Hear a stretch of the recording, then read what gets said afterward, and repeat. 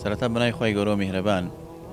بەڕاستی کاکە گۆڤگیان پێش هەموو شە دەستخۆشی لە ئێوەکەم ئەم کارێکەوەیکەن کارێکی گەورەیە بەڕاستی خزمەتێکی چاکە و بۆ جەژنیش الحەمدوللا ئێمە بەڕاستی جێی دڵخۆشی هەمومانە لە وڵاتی بەریتانیا ڕەوەندی کوردی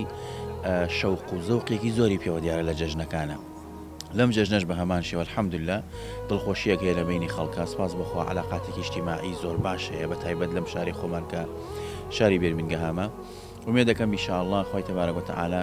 بەرەکەت و خێر و خۆشی زیاتر بخاتە نێوان خێزانەکانمانەوە گەنجەکانیشمان کە خێزانیان نیە لە جەژنی داهاتووە ببنە خاوەن خێزان ئەوشی کە جوابی نێ ببێتە خاوەن جوابووی قامەی خۆی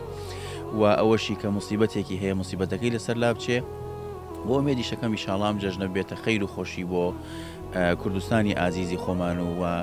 هەمومان پێکەوە بتوانین خۆش بژین لەم دنیاە بەڕاستی کاکە گۆڤگیان ئینسان لە دنیا بۆ ینی مەقسەد لە هاتنی ئینسان بۆ دنیا ئاوادانکردنەوەی زەوی خۆشگوزەرانیە لە بینی خەڵکە وا باشە لە ڕۆژێکی ئاوایە خەڵک هەمووی ڕقی فڕەدا تووڕەبوونی فڕەدا بغز و کینە و حەسادەت و هەرچی ڕقێکی هەیە فڕیدا ئەوەی کە لە خۆی هەڵبگرێتەوە ئەسڵەکەیەتی چونکە ئینسان لە ناخیا خۆی تەبارەک وتەعالە تۆی خۆشەویستی و ڕێز و محیبەت و وەفا و دەیان تۆی جوانی تیا چاندووە ئەو تۆوانە بکەین بەکردار لە بینی خۆمانەوە بتوانین پێکەوە باشترین و چاکترین و پاکترین ژیان بکەین دووبارە دەستی ئەوەش خۆش بێت جەژنیشتان پیرۆز بێت و جەژنی هەموو مسلمانان پیرۆز بێت